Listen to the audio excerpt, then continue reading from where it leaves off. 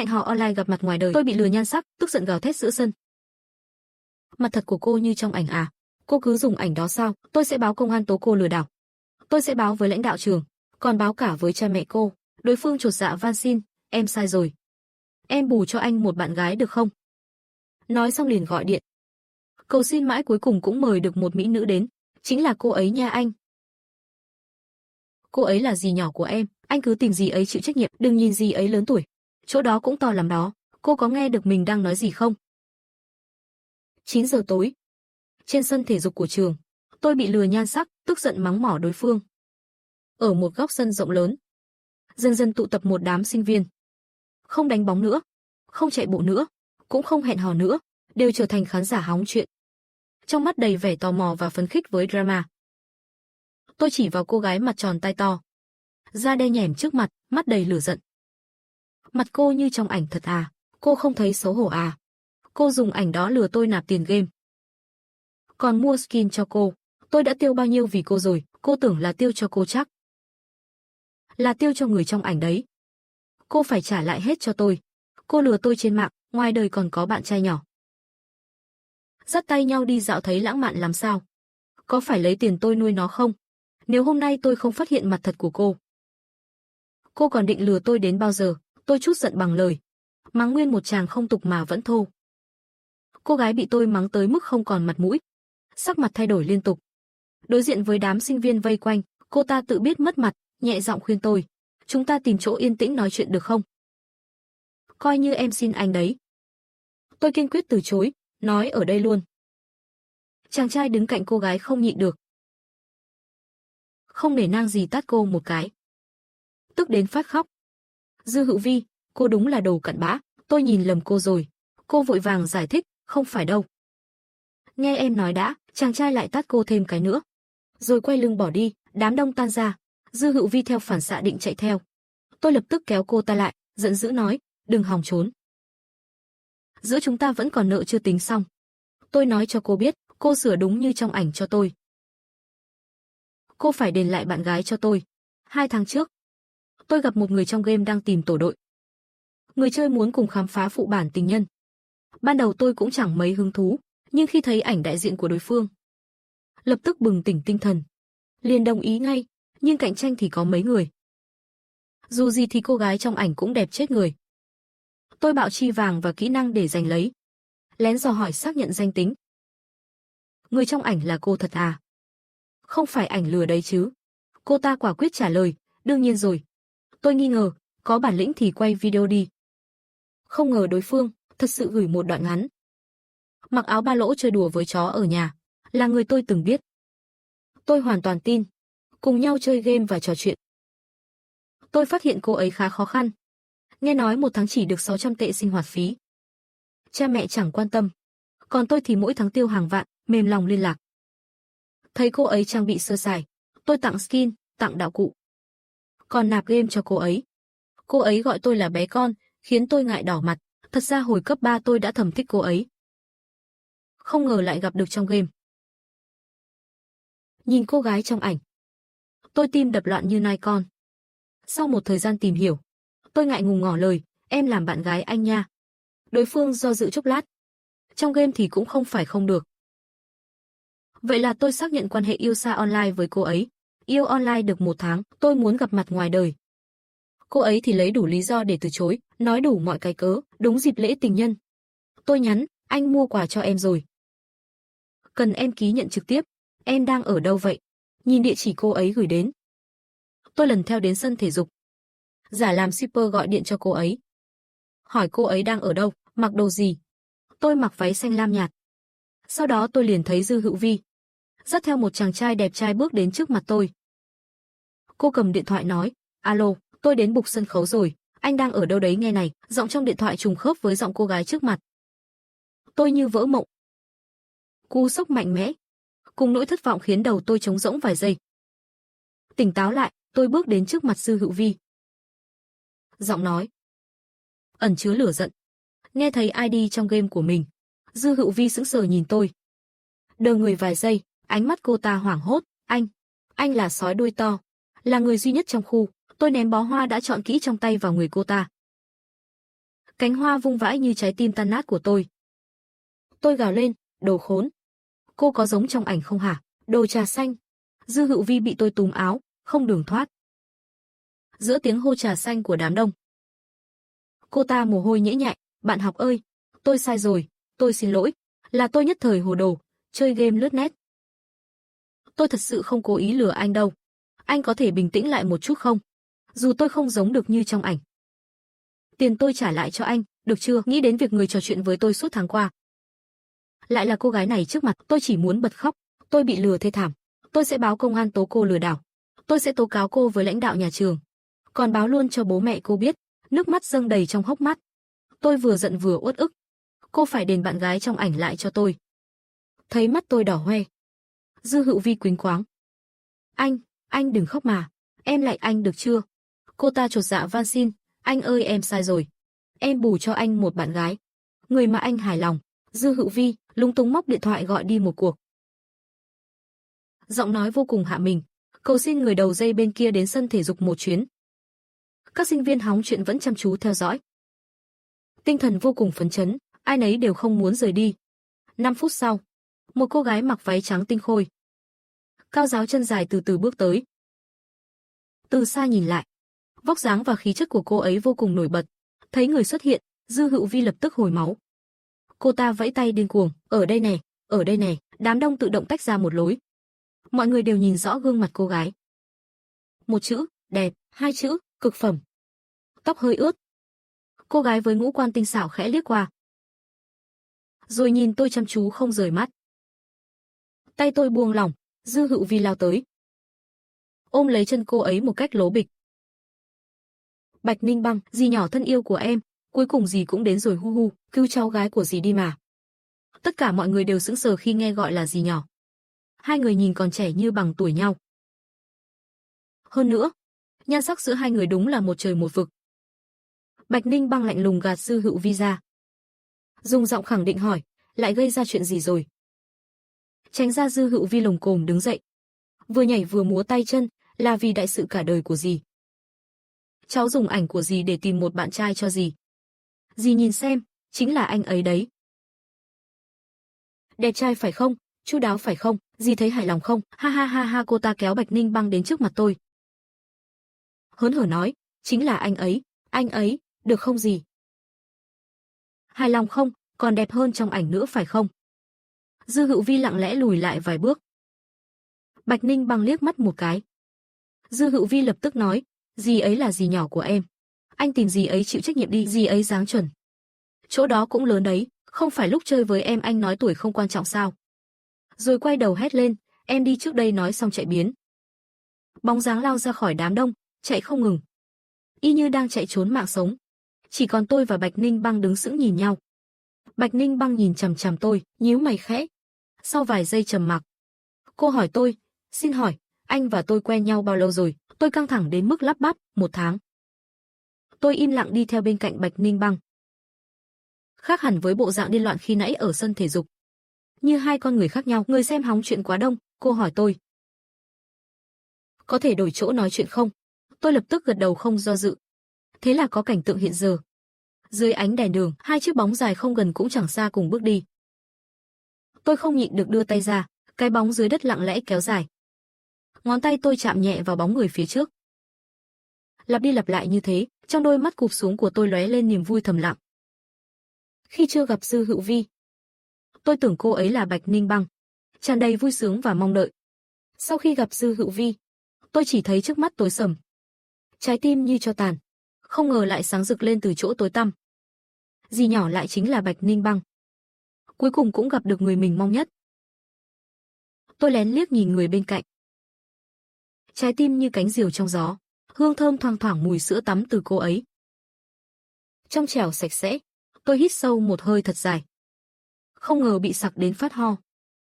Tiếng ho lúng túng của tôi phá vỡ bầu không khí đẹp đẽ. Bạch Ninh Băng quay mặt nhìn tôi. Ánh mắt cô ấy chạm vào tôi, mặt tôi đỏ bừng lên ngay lập tức. Cô ấy nhướng mày, khẽ nói. Anh có thể đừng rõ ràng đến vậy được không? Tôi ngơ ngác nhìn cô ấy. Bạch Ninh Băng nhìn thẳng vào mắt tôi. Trong ánh mắt có vài phần tinh nghịch. Tôi nhìn thấy hết mấy hành động nhỏ của anh rồi. Mặt tôi nóng bừng như lửa đốt. Toàn thân, máu như bong bóng trong nước ngọt ga sủi lăn tăn. Tôi nhìn quanh quất, vô thức muốn tìm lỗ nào chui xuống. Cô ấy sao thế chứ, lại dám nói thẳng ra như vậy. Không phải nên biết mà giả vờ không biết à? Phản ứng của tôi khiến Bạch Ninh Băng bật cười. Khẽ cười thành tiếng. Lúc tôi đang ngại đến mức không biết làm gì. Cô ấy bỗng hỏi, Phương Viên, khi cậu nhìn ảnh của tôi, yêu online mà không phát hiện đối phương không phải là tôi à? Cô bé Dư Hữu Vi đó, tính cách hoàn toàn không giống tôi đâu. Tôi tròn xoe mắt kinh ngạc. Đôi mắt đào to tròn sáng rực. Vừa bất ngờ vừa vui mừng. Cô biết tên tôi sao? Cô nhận ra tôi à? Bạch Ninh Băng nhìn tôi. Gật đầu như lẽ đương nhiên. Chúng ta không phải là bạn học cấp 3 sao? Cậu tưởng gầy đi rồi tôi không nhận ra cậu à? Đôi mắt đào hoa của cô ấy khẽ cong. Trong mắt là sự dịu dàng. Cậu thực sự không giống trước kia. Bạn học, cậu đã trở nên hoạt bát và cởi mở hơn rồi. Tim tôi đập thình thịch không ngừng. Khóe mắt tôi bất giác nóng lên. Hồi cấp 3, vì uống thuốc chữa bệnh nên tôi bị béo lên do hormone. Tâm trạng tôi luôn u ám trong thời gian dài, tự ti, ít nói, quan hệ xã hội rất kém, trong lớp tôi như người tàng hình. Không dám giao tiếp gì với người nổi bật như cô. Chỗ ngồi cũng cách nhau rất xa. Khi tốt nghiệp lớp 12, tôi bị người khác trêu chọc, lá thư tình tôi giấu trong cặp đã bị lật ra, đọc to khắp nơi, nhưng trong thư tôi không hề ghi rõ tên ai, chỉ nhắc đến Ninh Băng. Điều đó khiến họ tự nhiên liên tưởng đến thanh mai trúc mã của tôi. Ninh Băng, Phương Viên viết thư tỏ tình với cậu này. Cậu không nói gì à? Đã bảo đừng đối xử tốt với cậu ta quá rồi mà, không thì lại ảo tưởng mình được thích đấy. Quả nhiên luôn. Cả đám người tụ lại, cười cợt vào tôi. Ninh Băng, người luôn dịu dàng với tôi, không những không giúp tôi giải vây, mà còn tỏ vẻ giận dữ. Gương mặt đầy sự chán ghét, tôi cảm giác như bị ai đó tát nhiều cái vô hình. Không thể tin nổi, tôi nhìn cô gái đã quen biết bao năm qua, người đã từng an ủi và động viên tôi, chẳng lẽ trong thâm tâm cũng khinh thường tôi sao? Vừa phẫn nộ vừa uất ức khiến cơ thể tôi run rẩy. Không ngờ Phương Viên viết văn cũng hay thật đấy. Chỉ là ghê tởm quá. Cả lớp phá lên cười.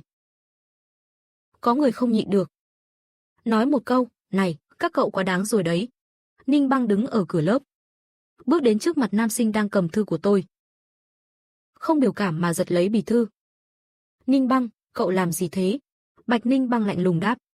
Người ta viết cho cậu à, liên quan gì đến cậu? Cô ấy cầm thư bước đến chỗ tôi. Cậu thích tôi sao? Tôi không kịp phản ứng trước lời của cô ấy. Nhìn ánh mắt trong trẻo của cô gái trước mặt, tôi chợt nhận ra cô ấy đang giúp tôi giải vây. Bạch Ninh Băng khẽ cười một cái, còn rạng rỡ hơn cả ánh mặt trời ngoài kia. Cảm ơn, nhưng tôi muốn tập trung học, không yêu đương. Cậu viết rất hay. Tôi có thể giữ lại bức thư này không? Tôi ngơ ngác gật đầu. Cơ thể lạnh giá dần ấm lại. Đó là lần duy nhất chúng tôi từng có giao tiếp. Về sau, anh ấy trở thành người tôi mãi không thể quên trong ký ức. Vừa biết ơn, vừa xúc động. Khi nhìn thấy avatar ấy trong game, tôi mừng đến phát điên, khi lấy hết can đảm để nói tên mình với người bên kia. Đối phương không có chút phản ứng nào, khi đó tôi thấy hơi thất vọng. Thầm nghĩ chắc Bạch Ninh Băng không nhớ tôi thật. Không có chút ấn tượng nào về tôi, chắc lần giúp tôi đó chỉ là sự tử tế theo thói quen của anh ấy. Không ngờ tối nay Bạch Ninh Băng lại nhận ra tôi ngay. Còn gọi đúng tên tôi nữa. Tên của mình được phát ra từ miệng người mình thích. Thực sự có phép màu, tôi cảm động đến muốn khóc. Trái tim mềm nhũn, cô thật tuyệt. Tôi muốn để cô ấy làm bạn gái tôi, mẹ tôi từng nói. Phụ nữ tốt là cổ phiếu tiềm năng, phải ra tay trước ở đại học mới có phần. Chậm tay là mất, chúng tôi không cùng trường. Nhưng hai trường cách nhau không xa. Phải đi qua hồ tuyết lớn trong khu đại học. Đi bộ 20 phút là tới. Không ngờ, cô lại chủ động nói muốn tiễn tôi về. Trên đường tôi kể cho cô ấy nghe quá trình yêu online. Tôi vừa căng thẳng vừa xấu hổ. Vô thức bứt móng tay mình. Bạch Ninh Băng chỉ yên lặng lắng nghe, thỉnh thoảng khẽ nhíu mày. Nói xong, cô ấy hỏi, anh thích em sao? Câu hỏi bất ngờ, khiến tim tôi khẽ thót lên. Xuyên qua không gian, trùng với lời cô gái từng nói trong ký ức lớp 12. Tôi sững người trong chốc lát, mặt đỏ bừng, lo lắng gật đầu. Thầm nghĩ liệu Bạch Ninh Băng có thấy tôi kỳ quặc không? Liệu cô ấy có từ chối tôi phũ phàng không? Anh thích em thật sao? Hay là thích hình ảnh tưởng tượng về anh trong game? Ánh mắt của Bạch Ninh Băng nghiêm túc, không hề cười nhạo tôi. Nghe câu hỏi đó, tôi bối rối đến mức muốn khóc. Vội vã trả lời, anh thích chính em ngoài đời. Vì em tưởng người đó là anh nên mới bắt đầu yêu online. Giọng tôi nhỏ dần. Ai ngờ lại không phải anh. Con nhỏ cháu gái em thật quá đáng. Lấy ảnh của em đi lừa gạt khắp nơi. Nhắc đến Dư Hữu Vi, Bạch Ninh Băng bất lực, đau đầu, về nhà tôi sẽ xử nó. Bạch Ninh Băng không né tránh chuyện tôi thích anh, cũng không hỏi thêm gì về chuyện yêu online. Sự im lặng bất ngờ khiến tôi hoang mang. Tiếng ve và ếch bên bụi cỏ hai bên đường khiến tôi thêm lo lắng. Nếu tối nay cứ kết thúc như vậy, thì giữa tôi và cô ấy sẽ chẳng còn cơ hội nào nữa. Tôi quýnh lên, bạo gan nói, cô phải chịu trách nhiệm. Cháu gái cô nói là phải chịu trách nhiệm mà. Bạch Ninh Băng dừng bước. Anh muốn em chịu trách nhiệm thế nào? Tôi hung hổ trả lời, làm bạn gái anh đi. Một giây sau, giọng tôi nhỏ lại, được không? Bạch Ninh Băng nhìn tôi đánh giá. Ánh mắt có phần ngạc nhiên, có lẽ không ngờ tôi lại dám nói ra. Cô cười nhẹ, nếu nói không được thì sao? Can đảm vừa rồi của tôi lập tức xẹp xuống. Sụ mặt nói, vậy coi như anh thất tình rồi. Tôi buồn bã nhăn mặt, bĩu môi. Ánh mắt cụp xuống, trông rất đáng thương. Bạch Ninh Băng nhìn biểu cảm thay đổi của tôi. Đôi mắt đen lấp lánh. Bỗng nói, được thôi. Chịu trách nhiệm, mắt tôi sáng bừng lên. Tôi hỏi đầy nghi ngờ, thật sao? Cả người vui đến mức không biết đâu là đâu. Không nhìn rõ đường đi, trẹo chân một cái, ngã luôn vào bụi cỏ bên đường. Cô đưa tay ra không kịp kéo tôi lại. Thấy tôi ngồi dậy, nhưng vẫn ngồi dưới đất không đứng lên. Cô ấy ngồi xuống, lo lắng hỏi, anh không sao chứ? Có đau không? Tôi che mặt, đau khổ nói, có mất mặt quá đi. Hay là em về trước đi. Em đi rồi anh tự về sau. Em có thể quên cảnh tượng này được không? Tôi muốn khóc mà không ra nước mắt, bầu không khí tốt như vậy. Tôi lại biến thành trò hề. Chàng trai hài hước thì không có tình yêu.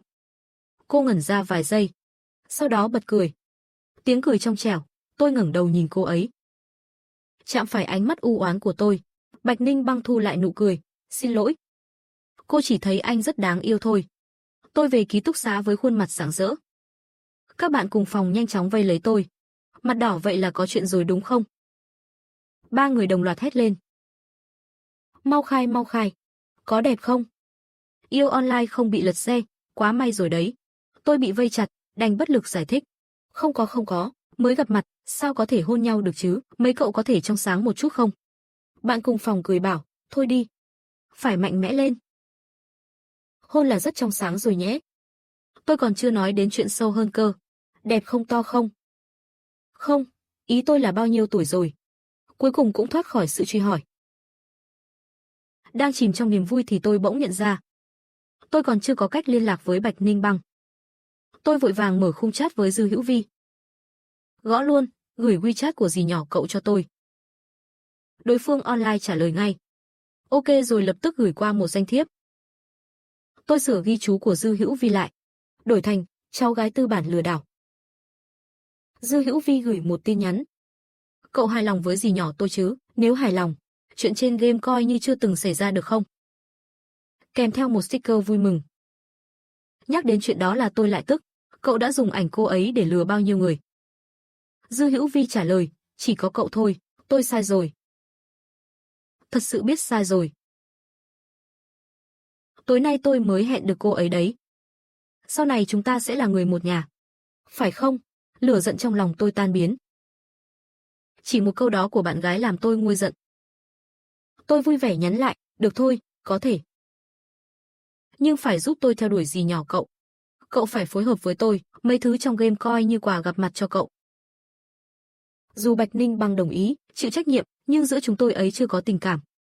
Tôi cần bồi dưỡng cảm xúc. Đến giờ tôi vẫn thấy lơ lửng, như không thật. Trong lòng không yên, Dư Hữu Vi gật đầu như chó săn, không thành vấn đề. Sau này tôi sẽ là vệ sĩ tình yêu của hai người. Tôi sẽ giúp cậu theo đuổi cô ấy, còn sẽ giúp cậu để mắt tới tất cả những người khả nghi. Đang nói chuyện, thì yêu cầu kết bạn của tôi với Bạch Ninh Băng được chấp nhận. Tôi lập tức gửi một sticker dễ thương. Bạch Ninh Băng trả lời tôi bằng một câu xã giao khách sáo. Chào Phương Viên. Lạnh nhạt quá. Thế này không ổn. Tôi lên mạng tra cả đống bí kíp cưa đổ trai đẹp và chiến thuật yêu đương. Tự làm công tác tâm lý cho mình. Tôi nhịn ngượng gõ một câu, vợ ơi ngủ ngon. Ngủ sớm nhé, sticker hôn gió. Bạch Ninh Băng gửi lại một dấu hỏi chấm. Tôi đỏ mặt qua màn hình. Nhưng vẫn bình tĩnh trả lời, sao vậy? Bạch Ninh Băng ngạc nhiên, gọi vợ luôn rồi à? Có phải hơi nhanh quá không? Tôi tỏ vẻ vô tội, trong game em vẫn gọi vậy mà.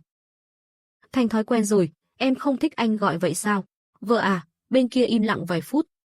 Sau đó hỏi, vậy em nên gọi anh là gì? Tôi gõ thật nhanh 2 chữ, bảo bối. 15 phút sau. Bạn gái vẫn chưa nhắn lại. Sao cậu không nói là hai người quen nhau từ trước? Muốn tôi chết à? Gì mà vợ ơi bảo bối, cậu mở miệng là nói luôn. Tôi suýt bị đánh chết rồi, dì nhỏ tôi vẫn luôn ngồi cạnh tôi. Dán mắt vào cuộc trò chuyện của tôi và cậu, thấy câu cuối cùng tôi muốn xỉu. Tôi vội lướt lại lịch sử trò chuyện, xem có lỡ nói câu nào không nên nói không. Tôi thử thăm dò hỏi, cô ấy còn ở đó không? Dư Hữu Vi trả lời, đi rồi. Dù là một hiểu lầm, tôi đã yêu online với Dư Hữu Vi suốt 1 tháng, nhưng vì cậu ấy chột dạ, ngoài chơi game thì hầu như chẳng nói gì. Lúc nào cũng giữ bộ dạng lạnh lùng, khiến tôi chưa từng nghi ngờ danh tính của cậu ấy. Cứ nghĩ đó là Bạch Ninh Băng thật. Tôi cũng ngại. Hai người luôn giữ ranh giới không thân lắm. Yêu qua mạng một cách vô cùng trong sáng. Đến lời thân mật, cũng chẳng dám nói để tiến thêm một bước. Tôi mới đề nghị gặp mặt trực tiếp. Mà may là, nhờ trùng hợp mà tôi vẫn có thể quen được. Hay tôi cũng không có kinh nghiệm yêu đương. Ngoài việc trò chuyện online, tôi và Bạch Ninh Băng hầu như không có tiến triển gì. Gọi vợ ơi đã là giới hạn lớn nhất của tôi rồi. Mấy lời xến xúa hơn tôi không dám nói câu nào. Tài khoản game của Dư Hữu Vi đã bị cô ấy chiếm dụng luôn rồi. Bạch Ninh Băng dùng số tiền tôi nạp cho Dư Hữu Vi trong game để chi tiêu cho tôi. Lấy lại rồi tôi rất vui, nhưng cũng hơi lo. Gửi tin cho anh ấy, đừng tiêu tốn vì em. Bạch Ninh Băng trả lời tôi 4 chữ, vợ anh có tiền. Khiến tim tôi đập thình thịch vì rung động. Dư Hữu Vi bị cướp mất tài khoản chỉ biết tức mà không dám nói. Tức giận đến tìm tôi muốn tố cáo dì nhỏ tôi. Tối qua dì ấy dưới ký túc xá, trò chuyện với một anh đẹp trai 10 phút. Nếu không có hứng thú thì 1 phút là đi luôn. Người đó rất đàn ông. Suốt ngày có người theo đuổi. Vì tình yêu của hai người, tôi phải quan sát sát sao. Từ nhỏ đến lớn, tôi luôn sống trong cái bóng của anh ấy. Tiền sinh hoạt cũng phải xin từ tay anh ấy. Ba mẹ tôi chỉ tin ấy chứ không tin tôi. Cuộc sống của tôi thật khổ sở. Trong game còn chưa bỏ được, muốn nạp thẻ cũng chẳng có tiền. Dư Hữu Vi vừa nói vừa lạc chủ đề, luyên thuyên kể hết cả lịch sử gia đình mình. Nói huyên thuyên một mạch không dứt. Ý chính đại khái là, trong nhà từ già đến trẻ đều cưng chiều cô ấy. Còn cậu ấy thì là đứa nhỏ bị ngó lơ. Nghe mà lòng trắc ẩn của tôi khẽ động. Nhưng nhìn thấy ghi chú lừa đảo trên tên cậu ta, tôi lập tức tỉnh táo lại, chẳng thấy thương hại gì hết. Tôi ngắt lời cậu ta, nói lắm thế. Quan trọng là cậu chưa nói. Người đẹp trai là ai? Dư Hữu Vi cũng không biết. Chỉ đưa ra vài đặc điểm, tóc đen dài thẳng. Cao tầm 1m8, kiểu người mẫu. Để lại một dấu chấm hỏi khiến tôi dấy lên cảm giác nguy cơ. Nói ra thì tôi ngày nào cũng tìm Bạch Ninh Băng trò chuyện, nhưng dạo này ấy thực sự hơi bận. Thường lâu lắm mới trả lời tôi. Nghĩ tới nghĩ lui, tôi gửi tin nhắn cho Bạch Ninh Băng, vợ rảnh không? Chúng ta có thể gặp mặt được không? Thật ra tôi muốn nói là hẹn hò, nhưng ngại không dám. Vừa gửi xong thì bên kia gửi lại một lời mời gọi video. Tôi giật mình, vội vàng soi gương, chỉnh lại tóc tai và quần áo. Luống cuống tay chân nhấn đồng ý. Gương mặt xinh đẹp không góc chết ấy lập tức hiện lên trên màn hình. Bên cô ấy hơi tối. Còn có tiếng nhạc cụ ồn ào ở hậu cảnh. Người mà mình muốn gặp bỗng xuất hiện trên màn hình. Tôi lại bỗng nhiên nghẹn lời, lắp bắp hỏi một câu khô khốc, vợ đang làm gì vậy? Đang tập luyện. Khiến tai tôi hơi ngứa ngáy. Tháng sau trường có lễ kỷ niệm. Ban nhạc của bọn em sẽ lên sân khấu biểu diễn. Dạo này rảnh là lại luyện tập. Bạch Ninh Băng vừa nói xong, bên cạnh liền chen vào một giọng nói, cô bé này. Hóa ra trốn ở đây nói chuyện với bạn trai. Sau đó là một gương mặt lạ lẫm chen vào màn hình. Nhiệt tình chào hỏi tôi, hi. Tôi là bạn cùng phòng của Bạch Ninh Băng. Bạn trai của Ninh Băng à, để tôi nhìn kỹ chút, vừa dứt lời. Lại một khuôn mặt lạ khác tiến sát vào màn hình. Tôi ngượng ngùng cười cười. Chị Ninh Băng, bạn trai chị đẹp trai thế này, sao lại giấu kỹ quá vậy, không giới thiệu cho tụi em biết à? Màn hình rung lên vài lần, trở nên mờ mịt. Một giọng nam đặc biệt vang lên. Để tôi xem cậu thích kiểu người thế nào. Anh rể, nhất định phải. Đến xem ban nhạc bọn em biểu diễn nhé. Chị Ninh Băng đánh trống siêu ngầu luôn nó. Tôi là người chơi bass, sau lưng vừa náo nhiệt vừa hỗn loạn. Gương mặt của cô lại xuất hiện trên màn hình. Cô ấy có chút áy náy nói xin lỗi. Mấy người kia quá tự nhiên rồi. Làm phiền anh rồi, tôi xua tay, không sao không sao. Ban nhạc các em có cả nam à? Bạch Ninh Băng gật đầu. Vì anh ấy là giọng ca chính mà. Tôi tò mò về cô gái tóc dài đen mà Dư Hữu Vi nói. Nhưng lại không tiện hỏi thẳng Bạch Ninh Băng. Dù sao người ta cũng chỉ trò chuyện 10 phút. Tôi không thể đa nghi quá được. Hơn nữa lời Dư Hữu Vi nói cũng không thể hoàn toàn tin. Tôi nhìn Bạch Ninh Băng. Anh ấy cũng nhìn tôi. Không khí bỗng trở nên yên tĩnh. Tôi đỏ mặt dần trong ánh mắt của Bạch Ninh Băng. Bạch Ninh Băng khẽ cong khóe mắt. Ngày mai rảnh thì đến xem bọn em tập nhạc nhé. Tôi gật đầu lia lịa, sau khi video kết thúc. Bạch Ninh Băng nhắn tin cho tôi. Em cũng rất muốn gặp anh, sau chữ ấy như cánh chim đập nhẹ trên mái nhà. Bay vào tim tôi, gây nên những đợt rung động liên hồi. Khuấy lên cơn lốc. Tôi nhờ Dư Hữu Vi lấy thời khóa biểu. Trước giờ vẫn muốn tìm thời gian rảnh. Đến lớp của Bạch Ninh Băng nghe giảng ké, nhân cơ hội tiếp xúc với cô ấy nhiều hơn. Hôm nay chính là cơ hội đó. Tôi báo trước với Bạch Ninh Băng một tiếng. Cô ấy trả lời, được thôi, môn chuyên ngành thì tôi không dám, vào là bị phát hiện ngay. Tôi nghe ké tiết học tự chọn của Bạch Ninh Băng. Trước khi ra khỏi nhà, tôi còn cẩn thận chỉnh trang lại đầu tóc quần áo. Khi gặp Bạch Ninh Băng, cô ấy đang đứng dưới gốc cây cạnh tòa giảng đường chờ tôi. Trên người là chiếc váy trắng dài thướt tha. Trông thật sạch sẽ và xinh đẹp, phong cách thời trang đạt điểm tuyệt đối.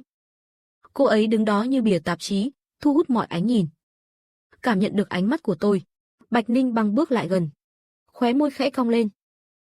Như làn gió mát thoảng qua lòng tôi. Nếu tôi là mùa xuân, thì lúc này tôi chắc chắn đã nở rộ đầy hoa tươi. Bạch Ninh Băng chậm chậm bước đến trước mặt tôi.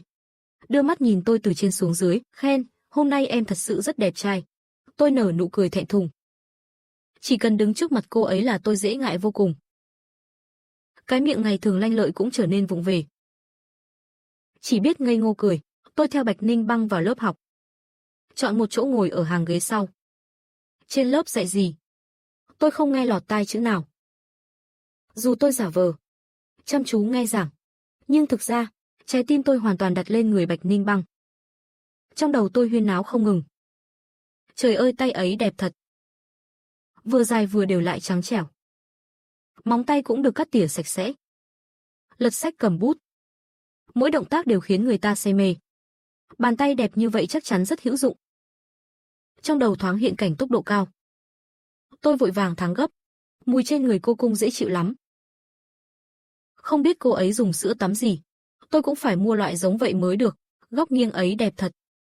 Đẹp muốn xỉu luôn. Tôi đang mải mê ngắm, thì Bạch Ninh Băng bỗng nhiên quay sang nhìn tôi. Tôi luống cuống thu ánh mắt lại. Giả vờ đọc sách. Hàng ghế thứ 3 từ dưới lên, mặc áo khoác đen. Nam sinh hay thất thần đứng lên trả lời câu hỏi. Lập tức có vô số ánh mắt đổ dồn về phía tôi. Tôi nghi ngờ chỉ tay vào mình. Giảng viên trên bục nhìn tôi nói, đúng rồi. Chính cậu, đừng nhìn người khác. Tôi lộ vẻ mặt tiêu đời rồi. Cắn răng đứng dậy như bước lên pháp trường, hỏi gì tôi hoàn toàn không biết. Cho dù biết tôi cũng không trả lời nổi. Tôi nhìn Bạch Ninh Băng với ánh mắt tội nghiệp. Bạch Ninh Băng đứng lên trả lời giúp tôi. Giọng nói nhẹ nhàng rơi bên tai tôi. Tựa như thiên âm cứu rỗi. Giáo sư không hài lòng liếc qua Bạch Ninh Băng. Thầy chưa gọi em. Sao em lại trả lời? Bạch Ninh Băng điềm đạm nói, thưa thầy. Bạn ấy không phải học sinh trường mình, là bạn trai em. Đến nghe giảng thôi, cả lớp bùng nổ. Những ánh mắt tò mò đầy tám chuyện. Đổ dồn về phía tôi không chút che giấu, bạn trai của em hả? Giáo sư đùa cợt. Thảo nào cả tiết mắt cứ dính lấy em. Nam sinh này. Lần sau thích thì kiềm chế lại trong lớp học. Công khai quá rồi đấy. Giữa tiếng cười ồ của cả lớp, mặt tôi đỏ bừng. Lúc ngồi xuống chỉ muốn kiếm cái lỗ chui vào. Tôi úp mặt xuống bàn. lộ ra hai tai đỏ bừng. Lớp học yên tĩnh lại. Tai tôi bị ai đó nhẹ nhàng véo một cái. Cánh tay khẽ động, tôi hé mắt ra. Bạch Ninh Băng đang nhìn tôi. Ánh mắt dịu dàng. Bàn tay đang xoa tai tôi rời ra. Đặt xuống mặt bàn. Ngay trước mắt tôi. Giây tiếp theo bất ngờ móc lấy đầu ngón tay tôi. Đầu ngón tay ấm áp như mang theo dòng điện. Chạy thẳng đến trái tim tôi. Cả người tôi như tê dại. Thế mà cô ấy vẫn nghiêm túc nhìn lên bục giảng. Tan học xong, cô đưa tôi đến phòng tập của ban nhạc. Các thành viên chào tôi rất nhiệt tình. Tôi mỉm cười lần lượt chào lại khi họ tập luyện. Ánh mắt tôi không rời khỏi Bạch Ninh Băng, không thể rời nổi. Khi Bạch Ninh Băng đánh trống, rất quyến rũ. Tóc bay theo nhịp trống. Mỗi cú đánh đều mạnh mẽ. Chính xác đập vào trái tim tôi. Trong khoảnh khắc cô ấy vô tình nhìn sang. Trái tim tôi rối loạn không ngừng.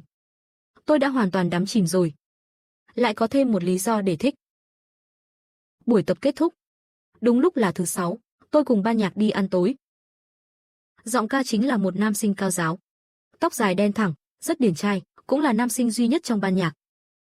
Cậu ấy cứ nói chuyện với tôi suốt. Tôi chậm rãi đối chiếu. Với chàng trai đẹp trai mà Dư Hữu Uy nhắc đến, thì ra cậu ấy có bạn gái rồi, chỉ là bạn bè, bạn diễn với Bạch Ninh Băng thôi, tôi thở phào nhẹ nhõm. Lại thấy Dư Hữu Uy đúng là chém gió. Thấy tôi cứ nhìn chăm chăm giọng ca chính, Bạch Ninh Băng từ phía sau vươn tay bịt mắt tôi lại. Thì thầm bên tai tôi không vui, cậu ta đẹp hơn hả? Tôi quay đầu nhìn Bạch Ninh Băng. Khẽ nói, em là người đẹp nhất. Bạch Ninh Băng cong môi cười. Đôi mắt đen chứa đầy chiếm hữu nhìn chằm chằm tôi. Đừng nhìn người khác, chỉ được nhìn tôi hơi nín thở. Trái tim lại đập loạn. Hai người thì thầm cái gì đó vậy. Phạt rượu đi phạt rượu, công khai ân ái. Quá đáng ghê. Trong tiếng trêu chọc của mọi người, tôi uống một ly. Mọi người đều rất tốt. Không ai ép uống. Vui là chính, buổi tiệc kết thúc, sau đó Bạch Ninh Băng cùng tôi về trường. Trước cổng trường, cô cúi đầu nhìn khuôn mặt tôi. Sao yên ắng thế này, tôi say, không yên tâm nên muốn đưa tôi về tận ký túc xá. Trên đường về ký túc, chúng tôi bắt gặp cặp đôi đang hôn nhau nồng nhiệt. Vừa đi vừa nhìn, đèn đường trong mắt tôi tỏa ra từng vòng hào quang. Đầu óc choáng váng, gan cũng lớn ra. Khi rẽ sang một khúc, tôi nắm lấy tay Bạch Ninh Băng, nhìn chằm chằm, hôn nha em. Bạch Ninh Băng lặng lẽ nhìn tôi. Hôn gì cơ, tôi chỉ vào môi. Bạch Ninh Băng bật cười khẽ. Hỏi, anh biết hôn không? Tôi gật đầu rồi lại lắc đầu. Xem rồi nhưng chưa từng hôn. Bạch Ninh Băng nhẹ giọng nói, vậy làm sao giờ? Cô cũng chưa biết. Tôi sững người. Nghiêm túc nói, anh biết mà. Cúi người ôm lấy cổ cô. Hôn lên môi cô. Tôi giống như thạch rau câu. Chỉ vài cái đã lúng túng không biết tiếp, ánh mắt Bạch Ninh Băng trầm xuống. Khi cô định đẩy ra, tôi ôm lấy eo cô ấy, nhẹ giọng nói, chúng ta đều chưa biết. Vậy cùng nhau luyện tập được không? Nói rồi tôi cúi đầu hôn tôi lần nữa. Trong những lần luyện tập lặp đi lặp lại, chúng tôi ngày càng ăn ý. Đến cuối cùng môi tôi đau. Lưỡi cũng đau. Tôi kháng nghị, không hôn nữa. Bạch Ninh Băng lại hôn, vừa dỗ vừa hôn thêm lần nữa. Tôi như đang bước trên mây. Cả người mềm nhũn lơ lửng. Như ngâm mình trong suối nước nóng. Toàn thân nóng bừng. Gió đêm dịu dàng. Linh hồn nóng bỏng xuyên qua thân xác khao khát gắn bó. Tôi và Bạch Ninh Băng bước vào giai đoạn yêu nồng cháy. Có thời gian là gặp nhau. Tôi ấy nghiện hôn. Hễ ở chỗ không có ai là ôm tôi hôn. Kỹ thuật ngày càng thuần thục. Tôi thường bị hôn đến mềm cả người. Có lần còn bị Dư Hữu Uy bắt gặp. Cô chụp ảnh rồi gửi vào nhóm gia đình. Khoe chuyện giữa tôi và Bạch Ninh Băng. Mẹ của Dư Hữu Uy đến trường tìm hai người bọn họ. Hỏi tôi có rảnh đi ăn cơm cùng không. Bạch Ninh Băng tôn trọng quyết định của tôi. Không muốn gặp cũng không sao. Tôi vẫn quyết định đi. Tôi nhận được một chiếc vòng ngọc. Sự hào phóng của mẹ bạn ấy khiến tôi bối rối. Trong phòng của Bạch Ninh Băng có ảnh. Tôi còn tưởng là em ấy đơn phương. Không ngờ lại ước gì được nấy. Tôi kinh ngạc nhìn Bạch Ninh Băng. Anh hơi ghen, nói, không chỉ lớp 12.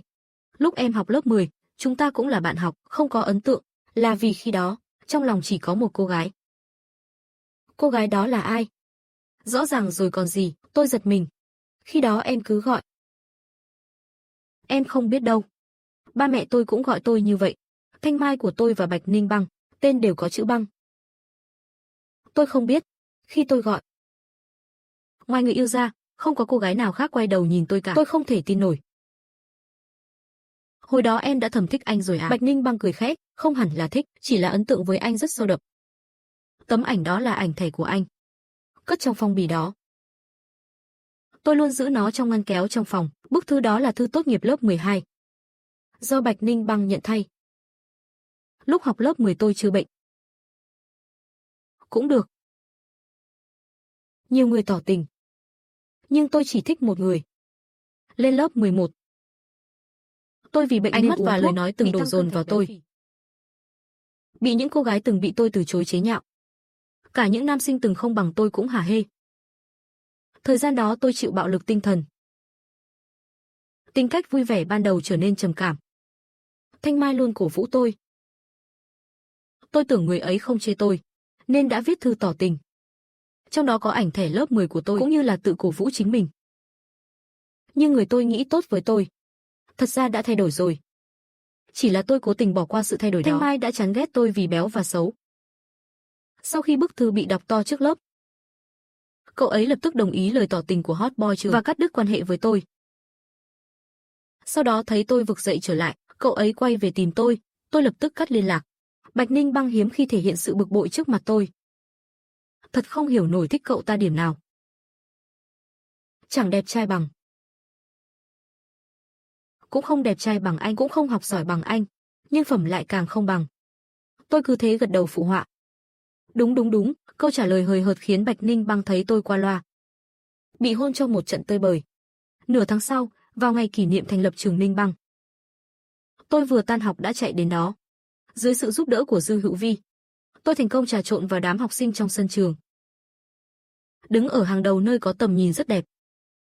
Khi màn đêm buông xuống, những cây gậy phát sáng trong tay học sinh hóa thành biển sao lấp lánh. Khi bài mở màn vui nhộn vang lên, cả sân reo hò theo điệu nhạc. Trong mắt ai nấy đều ngập tràn hạnh phúc. Ban nhạc của Bạch Ninh Băng lên sân khấu ở tiết mục cuối, vừa dạo đầu bài Muốn Cùng Em Đến Bên Biển vang lên. Cả sân trường liền sôi sục. Theo từng nhịp trống, ngày càng nhiều người không kìm được đứng dậy. Nhảy múa tràn đầy sức sống thanh xuân. Tôi cũng đứng lên hòa ca theo. Ánh mắt tập trung vào Bạch Ninh Băng trên sân khấu. Mỗi lần gõ trống, tà váy của cô lại đón lấy cơn gió mùa hạ, tung lên dải đuôi trắng như sóng biển. Mái tóc rung lên theo nhịp, rung thẳng đến ngực tôi giơ điện thoại quay lại. Nhưng ánh mắt không nỡ rời khỏi anh. Tôi muốn dùng mắt ghi nhớ hình ảnh cô ấy lúc này. Khi cao trào, cả sân đồng thanh hát theo. Đám đông phía trước che mất tầm nhìn của tôi. Xuyên qua biển người, tôi nghe cô đánh tan bóng tối, ôm lấy ánh sao thuộc về đêm hè này. Tàn tiệc, tôi vội vàng chạy ra phía sau sân khấu. Trong đám đông bận rộn, tôi nhìn thấy cô. Tôi lớn tiếng gọi tên anh. Bạch Ninh Băng đang uống nước liền nhìn về phía tôi. Cô chạy vụt tới bên tôi. Tôi theo phản xạ giang tay ôm chặt lấy anh. Âm nhạc đã ngừng lại, nhưng tim tôi vẫn đập rộn ràng. Tôi cúi đầu nhìn Bạch Ninh Băng. Ánh mắt sáng ngời, chúng mình đi biển nhé. Bạch Ninh Băng bật cười gật đầu, ừ. Tôi nhớ lại cảnh tượng, vào một ngày mưa. Tôi bị mưa ướt, lướt qua một cô gái đồng phục trắng của trường. Cô ấy đưa tôi một cây dù, gương mặt non nớt thanh tú đó dần rõ nét. Biến thành dáng vẻ hiện tại của Bạch Ninh Băng. Tôi đã gặp cô từ rất sớm. Khi ấy chúng ta chỉ là người qua đường. Lướt qua nhau rồi biến mất trong tầm mắt. Cây dù ấy hóa thành vòng cung. Chúng ta lại gặp nhau lần nữa, lần này, chúng ta yêu nhau.